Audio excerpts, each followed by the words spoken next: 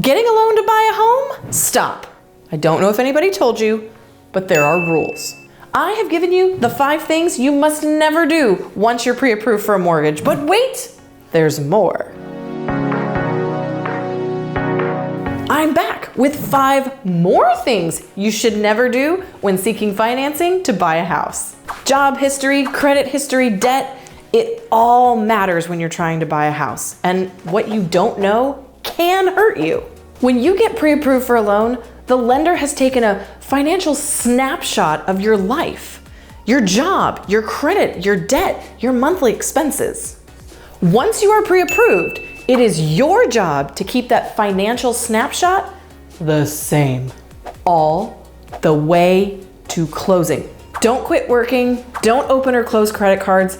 These are some of the main pitfalls people discuss. But what about the things you may not think about? It's my job to make sure that you think about these things because I want you to succeed in buying a home. And if you do too, here's what you need to know. Co-signing. Do not do it. Perhaps you have a friend or a family member who's in need. But if you take on that responsibility, I hope you can be roommates because you're probably not getting your loan. Be mindful of your savings.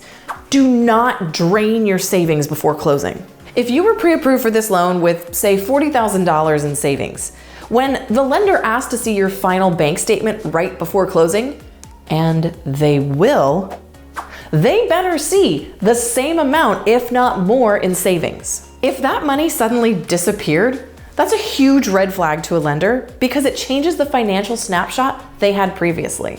Remember, your job is to protect that financial snapshot and not change it. Because those savings are what lenders often refer to as reserves. If you have a nice cushion in your savings account, it means to the bank that even if you fall on hard times, you can still continue to make your mortgage payment. Don't change your marital status, or if you have plans to, let your lender know before you do anything. If you get married, your spouse is legally required to sign certain documentation for your loan. Be sure to keep your lender in the loop so they can advise you on the proper timeline to make these changes. And this is a big one. Do not pay off collections or charge-offs without talking to your lender first. It seems like you would want to pay off certain debts and collections, but remember, financial snapshot. If paying off that collector ends up dwindling your savings, it could do more harm than good. Are you sensing a theme yet? That theme is communication. Your lender needs to know everything, which brings me to tip number 5. Do not lie to your lender, even through omission. They will find out. Bankruptcy 5 years ago, they're gonna find it. Car repossessed in 2017, they're gonna find out. Opened up a new card at Rooms to Go to get a house full of furniture, you're gonna get busted. Quit your job the week of closing? They have to verify employment right at the very end and they will know. Since 2008, lending standards have gotten way more strict in an effort to protect borrowers and make sure they actually can afford the loan.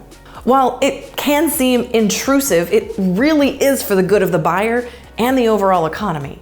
Leading up to 2008, getting a loan was much easier, but we all now know that led people into terrible situations. People who would never be able to afford a certain monthly payment were given loans anyway, and it decimated our economy. When you know better, you do better.